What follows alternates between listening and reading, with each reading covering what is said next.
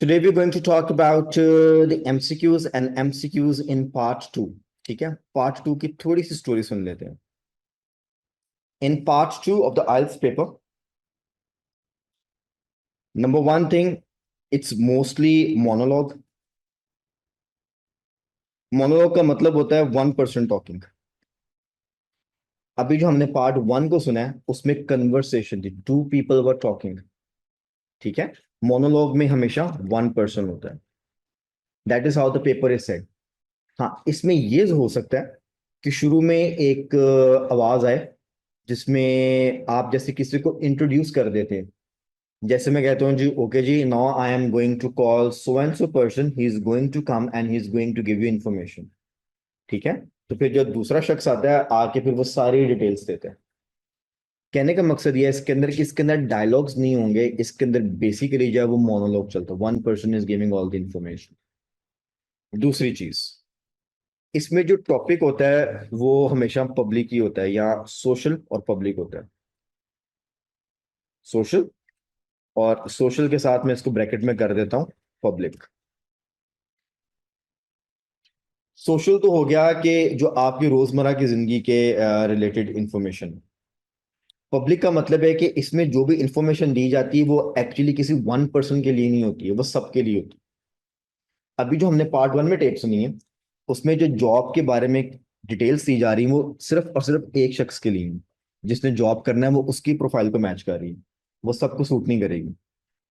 तो पार्ट 1 में कन्वर्सेशन आती है, उसमें 2 people टॉकिंग है, टॉपिक सोशल होता है मगर वो पर्सनल होता है, 1 person के लिए इंफॉर्मेशन होती है. पार्ट 2 में मोनोलॉग होता है, टॉपिक सोशल ही होता है मगर उसमें इंफॉर्मेशन पब्लिक होती है. अब यहाँ पर जब हम इंफॉर्मेशन को सुनेंगे, इसमें जो इंफॉर्मेशन प्रोवाइडर है वो जो भी बात करेगा वो सब लोगों की. जैसे आप हमारे पास आते हैं, हम आपसे कहते हैं जी हमारी 3 क्लासेस हैं, ये टाइम है, वो स्पेसिफिक एक शख्स के लिए नहीं है. जितने लोग आते हैं वो पब्लिक इंफॉर्मेशन. हाँ, अगर आप कहते हैं जी हमने तो 1-on-1 कोचिंग लेनी है, तो फिर उसके लिए जो डिटेल्स होंगी वो सिर्फ आपके लिए होंगी, वो फिर सबके लिए सूट नहीं करेंगी. गुड. ऑलराइट जी. एमसीक्यूज जो आपको स्क्रीन पे नजर आ रहे हैं, it is a conventional style MCQs. Conventional का मतलब है कि आमतौर पे एमसीक्यूज की जब भी स्टूडेंट से बात की जाए उसके जहन में यही वाली पिक्चर बनती है. क्वेश्चन होगा और क्वेश्चन के बिल्कुल नीचे उसके रेलेवेंट ऑप्शंस गिवन होंगे, और जैसे ही क्वेश्चन चेंज होगा ऑप्शंस भी चेंज हो जाएंगे. तो here we can see 4 questions and we can see respective options available for every question. We good? ऐसे ही नजर आ रहा है? ठीक हो गया. Now in the IELTS paper, as they're going to start the part 2, they're going to give you instructions like read questions 11 to 14 and choose the best answer A, B or C. तो इनमें से A की option answer बनेगा and then they will give you some time. जो time होता है वो variation में है, नंबर ऑफ क्वेश्चंस पे डिपेंड करता है. कभी आपको 20 seconds दिए जाते हैं पढ़ने के लिए, कभी 30 दिए जाते हैं, कभी 35, 40, 45, 60 seconds तक भी चला जाता है. ये एग्जामिनर यहाँ टेप में ऑलरेडी डिसाइडेड होता है, ये आपकी मर्जी से नहीं होगा. गुड. मगर ड्यूरिंग प्रैक्टिस हम इस चीज को सीख लेते हैं कि ज्यादा क्वेश्चंस है तो ज्यादा टाइम है, अदरवाइज कम क्वेश्चंस है तो फिर वो ऑब्वियसली कम टाइम देते हैं इसके लिए. ऑलराइट जी. तो स्टाइल्स को पढ़ने का वही है, when they gonna say read questions. So my dear friends, you have to read the question and the options as well. क्योंकि अगेन टेप में सिंगल चांस है, tape is not repeated in the test. आपने इसकी सारा कुछ पढ़ के अपने आप को रेडी कर लेना है ताकि जब टेप चले तो आपको इसमें से इंफॉर्मेशन समझ आए. एमसीक्यूज में सिर्फ 2 इश्यूज आते हैं कैंडिडेट्स. ठीक है, पहला issue, candidate sometimes get confused in the transition.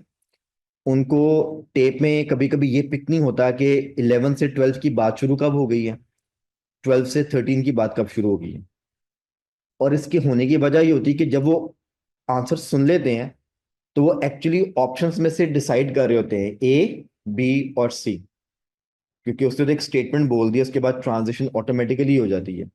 हम अभी यहाँ पे डिसीजन मेकिंग कर रहे होते हैं, मैं डीएम के वर्ड लिख देता हूँ कि यार आंसर ए है, बी है कि सी है, और वो अगली स्टेटमेंट में अगले सवाल पे चला जाता है. तो हमें ये पता ही नहीं लगता कि कब 12 आ गया, कब 13 आ गया और कब 14 आ गया. तो टेक्निक यहाँ पर वही है जैसे भी हमने डिस्कस किया कि अगर आप टेप को मैच करेंगे, टेप के साथ साथ चलेंगे, टी फॉर टेप और एल फॉर लिसनिंग।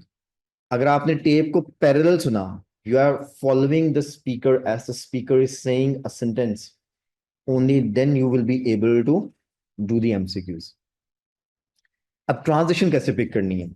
ट्रांजिशन के लिए व्हाट दे डू इज, ये जो आपकी क्वेश्चन की स्टेटमेंट है, इसमें से कोई एक वर्ड या फ्रेज, मोस्टली वो एज इट इज बोल देते हैं, पूरा सेंटेंस नहीं, एक फ्रेज या एक वर्ड। जैसे 11 में लिखा है the museum building was originally, तो इसमें हो सकता है म्यूजियम बिल्डिंग या म्यूजियम बिल्डिंग बोल दें, ओरिजिनली का वर्ड बोल दें। The university uses part of the museum building as, हो सकता है यूनिवर्सिटी का वर्ड बोल दें, and maybe again museum building का वर्ड बोल दें कंफ्यूज करने के लिए।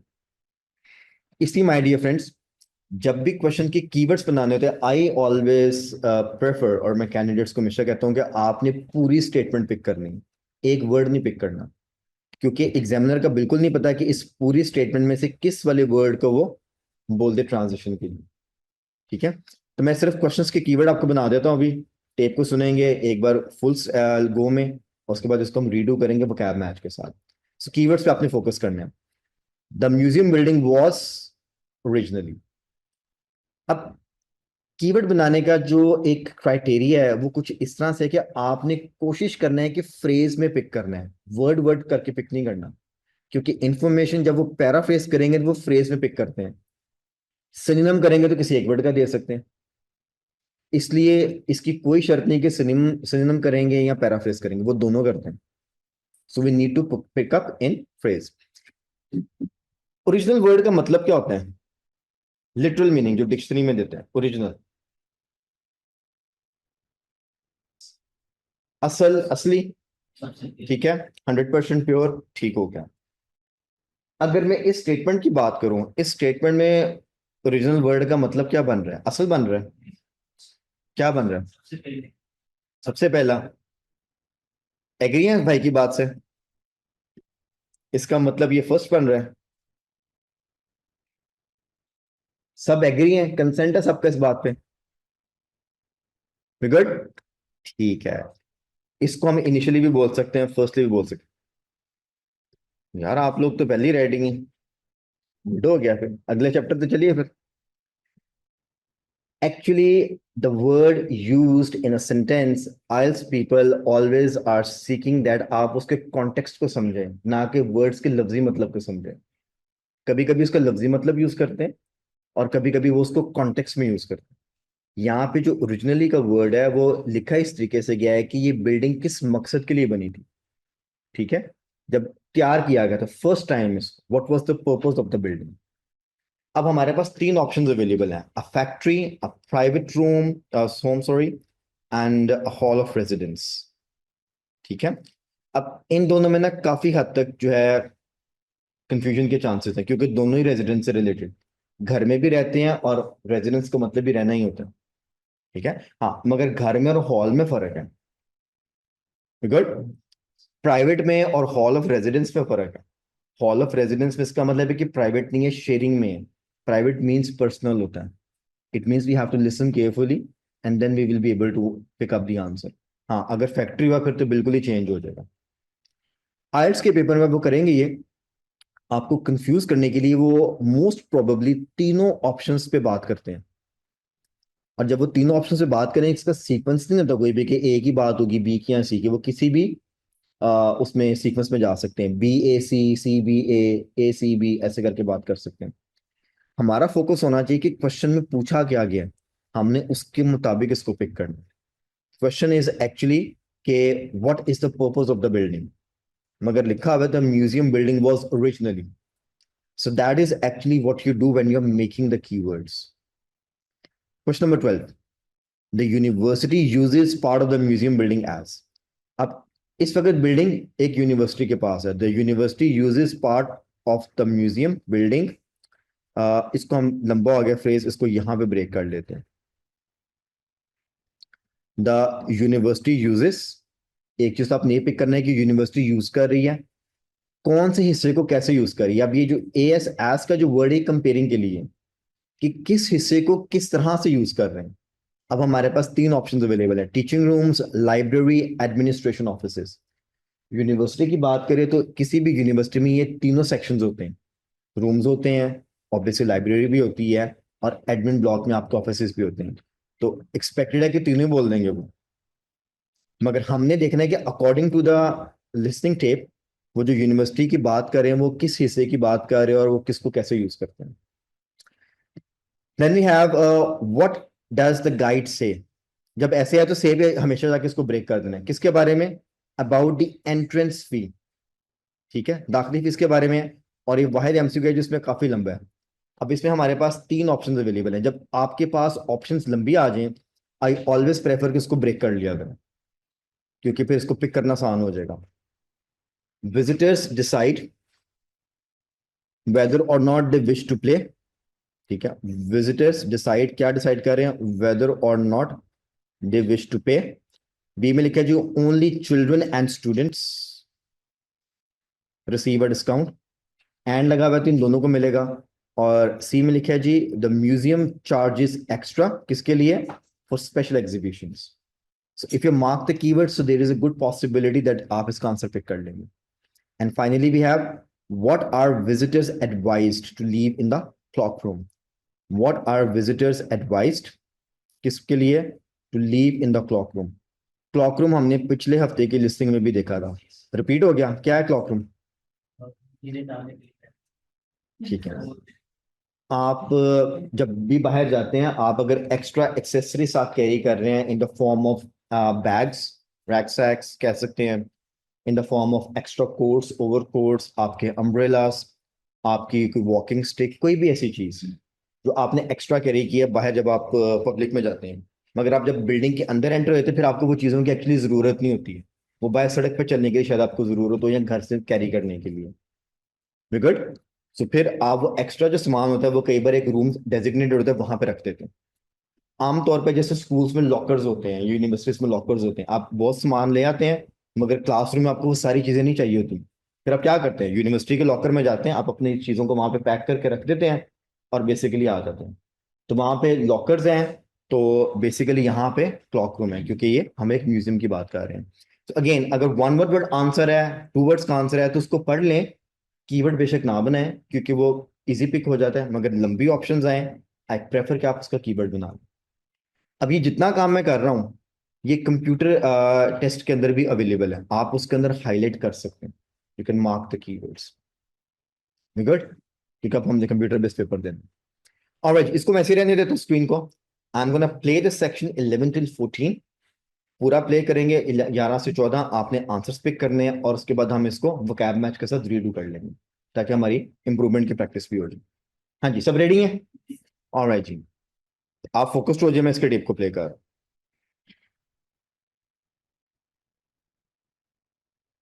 This is the... They want some... By the university and then explain a little about. ठीक है जी, टेप प्लेड है आपकी। Now listen carefully and answer questions 11 to 14. Good morning, everyone, and welcome to the Museum of Farming Life. I understand it's your first visit here, so I'd like to give you some background information about the museum and then explain a little about what you can see during your visit. So, where we're standing at the moment is the entrance to a large building that was constructed in 1880 as the home of a local businessman, Alfred Palmer, of the Palmer Biscuit Factory. It was later sold and became a hall of residence for students in 1911 and a museum in 1951. In 2005, a modern extension was built to accommodate the museum's collections. The museum's owned by the university, and apart from 2 rooms that are our offices, the university uses the main part of the building. You may see students going into the building for lessons, but it's not open to museum visitors, I'm afraid. It's a shame because the interior architectural features are outstanding, especially the room that used to be the library. Luckily, we've managed to keep entry to the museum free. This includes access to all the galleries, outdoor areas, and the rooms for special exhibitions. We run activities for children and students, such as the Museum Club, for which there's no charge. We do have a donation box just over there, so feel free to give whatever amount you consider appropriate. We do have a cloakroom if you'd like to leave your coats and bags somewhere. Unlike other museums, photography is allowed here, so you might like to keep your cameras with you. You might be more comfortable not carrying around heavy rucksacks, though keep your coats and jackets on as it's quite cold in the museum garden today. Before ji friends, पहले answer कर लें फिर. Okay ji. 11.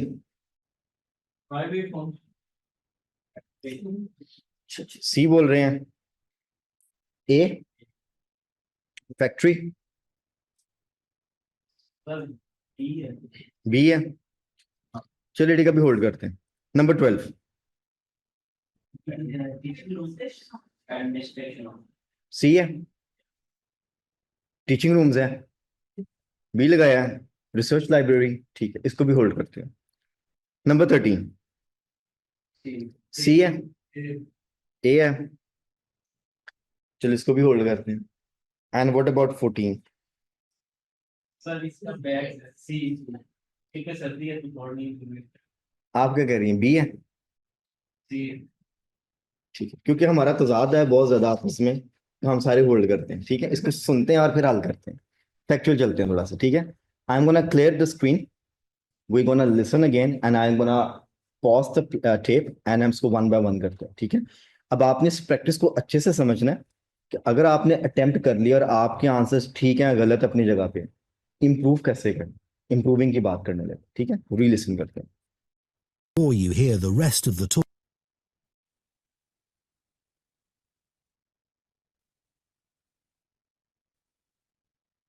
And it's your चलिए जी.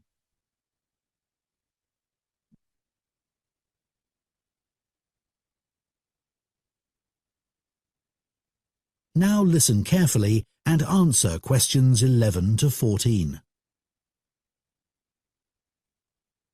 Good morning, everyone, and welcome to the Museum of Farming Life.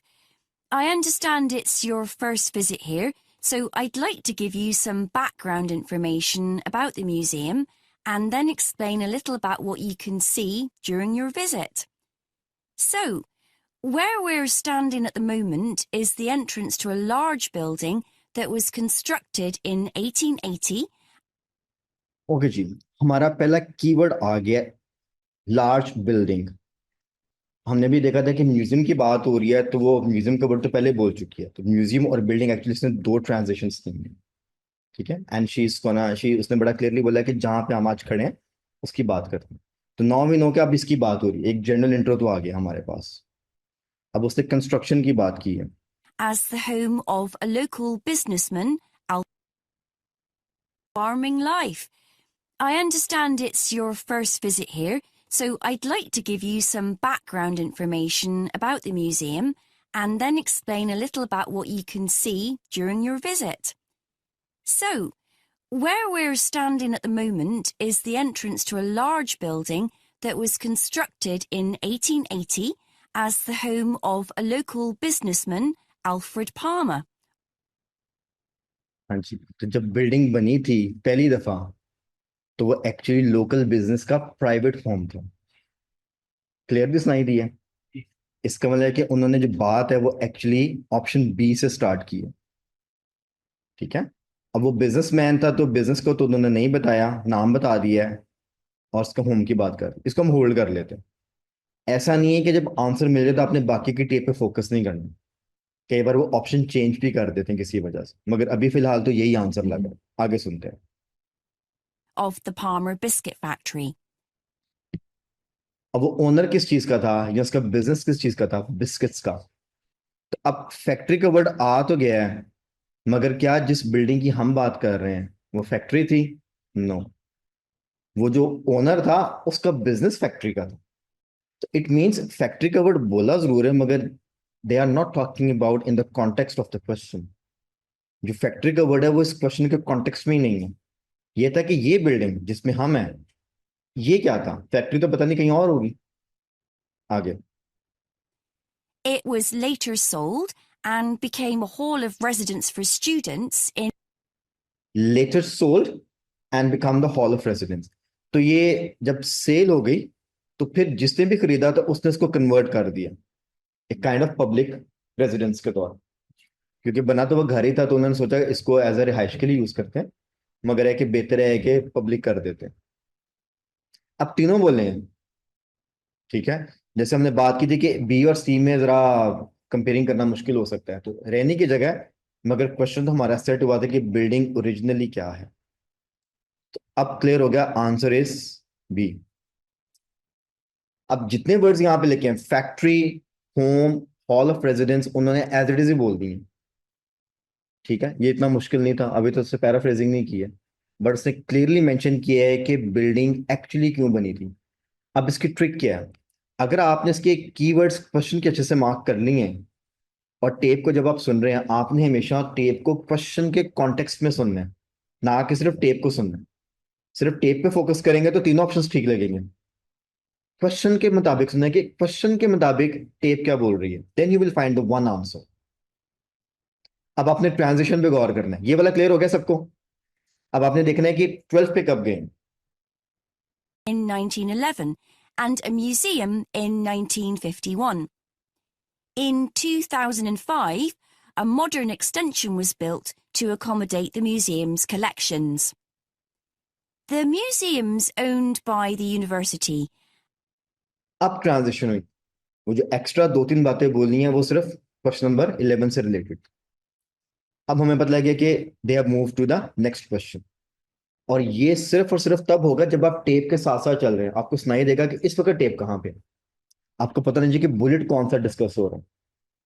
ठीक है, तो ये वही टेक्निक है जो वो कैब मैचिंग किया है कि क्या बोला कहाँ लिखा है, क्या बोला कहाँ लिखा है। अब ट्रांजिशन आ गई। And apart from 2 rooms that are our offices, the apart from 2 rooms that are our offices. अब ऑफिसेस की बात की तो ये वाला बात आ गई, administration. university uses the main part of the building. You may see students going into the building for lessons, but it's not main part of the building for lessons. Lessons का मतलब है टीचिंग रूम्स। अब ये पैराफ्रेज्ड, ये उन्होंने दूसरा बोला। अब ये जो है जिसकी हम बात सुन रहे थे, टूर करवा रहे हैं हमें, इनके पास भी 2 कमरे हैं।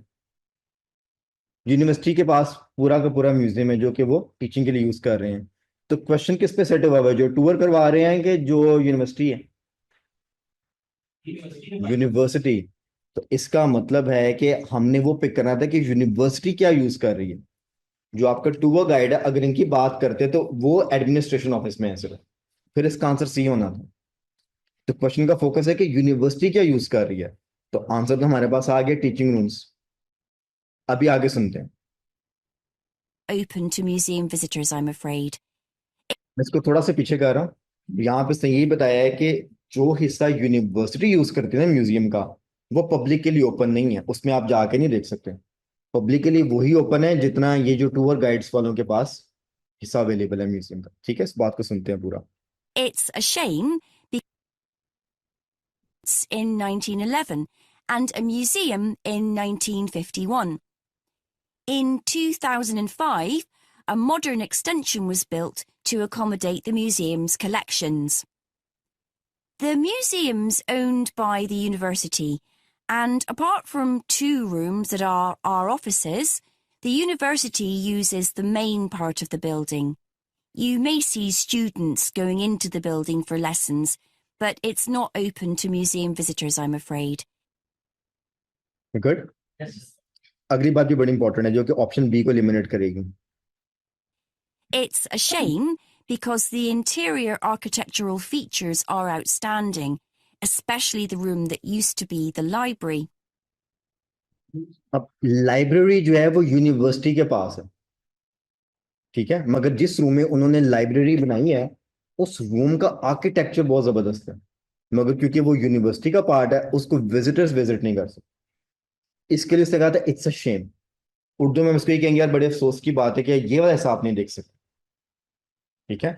अब क्वेश्चन ये है कि यूनिवर्सिटी क्या यूज कर रही है, यूनिवर्सिटीज यूजेस क्या, यूनिवर्सिटीज जो है मेनली वो बिल्डिंग को एज अ टीचिंग के लिए यूज कर रही है। सारी यूनिवर्सिटी पूरा म्यूजियम लाइब्रेरी तो नहीं बना हुआ, टीचिंग रूम्स है, लाइब्रेरी तो एक रूम है वहां पे। तो the university uses part of the museum building as teaching rooms. We good. अब इसमें administration offices, library word as it is आ गया, मगर टीचिंग के लिए उन्होंने सिनोनिम यूज किया था लेसन्स का, मगर उन्होंने हमें सारे आंसर्स दिए सीक्वेंस में। Again simple vocab match. हाँ जी, आगे गुड। अब आपने ट्रांजिशन पे फोकस करना है, ये एंट्रेंस की कब बात होती है। Luckily, we've managed to keep entry to the museum free. हाँ जी, ट्रांजिशन हो गई। आपके नेक्स्ट क्वेश्चन के लास्ट 2 वर्ड्स हैं। अब यहाँ पे एंट्रेंस उसने एंट्री बोल दिया, मगर ऑलमोस्ट सेम वर्ड है, फ्री, ठीक है। तो अब फी की जगह उसने फ्री कर दिया, ये उसने पैराफ्रेज किया और ये वर्ड उसने ऑलमोस्ट आपको दे दिया। इसका मतलब है कि एंट्रेंस फ्री तो है ही नहीं है, ठीक है। तो there is no fee, it's all free. Museum की एंट्रेंस फ्री है, फ्री। You good. अगर आपको ये फ्री नहीं सुनाई दे रहा तो फिर जब आप इसी टेप को सुनेंगे ना हेडफोन्स के साथ, वो ज्यादा क्लैरिटी करेगा, क्योंकि कई बार जब हम स्पीकर्स पे सुनते उतनी क्लैरिटी नहीं आती है। सो नाउ वी नो कि ट्रांजिशन इज देयर। आगे सुनते हैं। This includes access to all the galleries, outdoor areas, and the rooms for special exhibitions. हाँ जी, कौन से ऑप्शन की बात हो रही है, ए बी और सी? सी की बात हुई है, ठीक है। यहां पर हमारे पास स्पेशल एग्जीबिशंस का रेफरेंस आ गया। ऑप्शन में लिखा है कि द म्यूजियम चार्जेस एक्स्ट्रा, जबकि उसने बोला है कि फ्री है, खासतौर पे ये वाला एरिया। तो ये बताइए आंसर हो सकता है? क्योंकि ये तो बिल्कुल उलट इंफॉर्मेशन होगी, ऑपोजिट इंफॉर्मेशन, कॉन्ट्राडिक्ट कर गया। सब ये बोला जरूर है मगर this can not be the answer, entirely opposite information है। We run activities for children and students, such as the museum club, for which there is no charge. हाँ जी, किस ऑप्शन की बात हुई? बी की, क्योंकि इसमें चिल्ड्रन और स्टूडेंट्स दोनों का जिक्र आ गया है, और यहाँ पे लिखा है रिसीव अ डिस्काउंट, और टेप में क्या बोला उन्होंने? No charge. तो डिस्काउंट तो तब होगा ना जब कुछ चार्ज करेंगे, हम तो चार्ज ही नहीं कर रहे हैं, तो डिस्काउंट तो खत्म हो गया है, तो फ्री हो गया, नो चार्ज। अब आपको इसका मतलब है उन्होंने फ्री का एक पैराफ्रेज भी दे दिया, फ्री मीन्स नो चार्ज। इसका मतलब बोला है मगर ये भी आंसर नहीं, स्ट्रेट वे कॉन्ट्राडिक्ट है। अब इनडायरेक्टली देखा तो आंसर तो हमारे पास आ गया, फिर भी सुनते हैं। We do have a donation box just over there, so feel free to give whatever amount you consider appropriate. Donations का मतलब ही होता है कि आप अपनी मर्जी से पे कर सकते हैं। विजिटर्स डिसाइड वेदर और नॉट दे विश टू पे। और डोनेशंस का ये भी मतलब नहीं होता कि देने ही देने हैं, नहीं देना तो भी आपकी मर्जी है, देना है तो कितना देना है तो भी आपकी मर्जी है। अग्री? वेदर और नॉट विश टू पे एग्जैक्टली मैच हो रहा है डोनेशंस के साथ। हाँ जी, आगे गुड। Simple vocab match. क्या कर रहे हैं? Pause play, pause and play. नहीं समझ आता फिर वापस जाएं। ये जैसे मैं वर्क कर रहा हूं उसके ऊपर, ये काम आपने अगर कर लिया आपने अपने पेपर्स के ऊपर, तब आप देखेंगे इंप्रूवमेंट आएगी। फिर आप किसी भी अनसीन टेस्ट को फर्स्ट गो के अंदर पिक करना शुरू कर दो। सो that is actually the real improvement technique, improve कैसे करना है। ओके जी, लास्ट वाला रह गया। चलिए, मैं स्क्रीन पे नजर आ रहा है आप लोगों को? नहीं आ रहा, मैं इसको थोड़ा सा ऊपर कर लेता हूँ। अच्छा, इसमें उन्होंने बड़ा एक ट्रिक खेला है। पहली गो में उन्होंने कह दिया जी कोट्स और बैग्स छोड़ दें, आंसर तो एक लगाना है, ठीक है। Let's listen. We do have a cloakroom. ठीक है, ट्रांजिशन हमारी आ गई, वेरी क्लियर, क्लोक रूम, ठीक है। if you'd like to leave your coats and bags somewhere. अब ये उनका बड़ा ट्रिक है, ये डिस्ट्रैक्टर था। उन्होंने कहा जी coats and bags, and we know के एमसीक्यूज में एज पर द इंस्ट्रक्शन एक ही ऑप्शन आंसर करना है, ठीक है।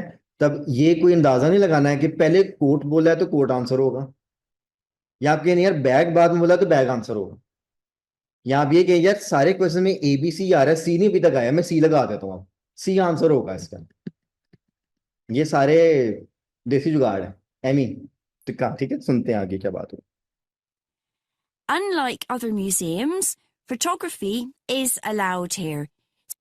हाँ जी, कैमरा लेके जाना है कि छोड़ के जाना है? आमतौर पे म्यूजियम्स में फोटोग्राफी अलाउड नहीं होती, यहाँ पर उन्होंने कहा अलाउड है, तो इसका मतलब कैमरा तो आप ले जाइए, तो छोड़ के नहीं जाना क्लॉक रूम, ठीक है। जैसे आमतौर पे एग्जामिनेशन रूम्स में मोबाइल्स और डिजिटल क्लॉक्स लेके जाना अलाउड नहीं है।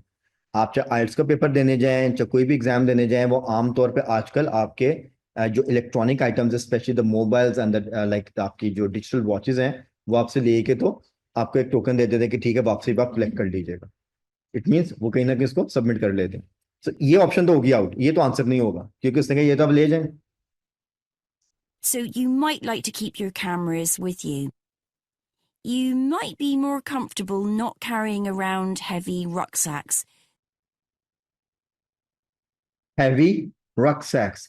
Rucksacks means bags. So you will not be comfortable carrying heavy rucksacks.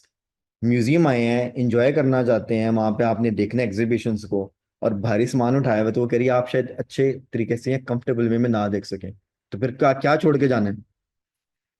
अब उसने आपको दोबारा से कहा कि यार बैग्स छोड़ जाएं, ये भी नहीं कहा कि छोड़ के जाएं, ऑप्शन दिया है कि छोड़ जाएंगे तो बेहतर है। Though keep your coats and jackets on as it's quite cold in the museum garden today. So keep your coats and jackets on. It's quite cold in the museum garden today. तो coat ले लें, bag छोड़ दें। तो ये उसने advice किया, otherwise आप दोनों में से कुछ भी छोड़ सकते हैं, मगर हमने जाना है कि क्वेश्चन क्या कह रहा है कि क्या छोड़ के जाना, क्योंकि क्वेश्चन है कि एडवाइस क्या है, एडवाइस बैग्स पे। हाँ जी, एक एक वर्ड की ऑप्शन थी मगर उसने आपको घुमाया इसके अंदर, क्योंकि उसने वर्ड्स एज इट इज बोलने थे, और जहां पर ऑप्शंस लंबी होती हैं वो ज्यादा घुमाते नहीं है क्योंकि उन्होंने पैराफ्रेज करना होता है ना। That's the thing we need to learn. इसका मतलब है कि जब सिंगल सिंगल ऑप्शन आएगी तो be focus on the trick, and when there are long options you make sure that you know the vocabulary. हाँ जी, अब मुझे बताएं, are we good on this one? Is it making sense? क्या आपको ये समझ आ गया कि एमसीक्यूज जो ये वाले आते हैं कन्वेंशनल स्टाइल के, इसको इम्प्रूव कैसे करना है? क्या आपको ये समझ आ गया कि वन वर्ड वाला आएगा तो क्या करना है और लंबी स्टेटमेंट्स आएंगी तो क्या करना है? ठीक है।